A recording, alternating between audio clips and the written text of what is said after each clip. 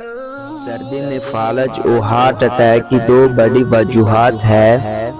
Number 1، لوگ اکثر پانی نہیں پیتے جس سے جسم میں پانی کم ہو جاتا ہے اور خون جم جاتا ہے۔ نمبر 2، سردی میں خون کی رگیں تنگ ہو جاتی ہے، لہذا سردی کے موسم میں گرم مشروبات اور نیم گرم پانی زیادہ پئیں اور اپنے جسم کو گرم کپڑے، پنجامہ، جرابیں، ٹوپی، دستانے، چادر، کوٹ پہن کر گرم رکھیں۔ بوڑھے افراد اور بچوں کا خصوصی خیال رکھیں۔ حدیث نبوی کا مفہوم ہے، جس نے ایک انسان کی جان بچائی اس نے گویا ساری انسانیت کی جان بچائی۔ شکریہ۔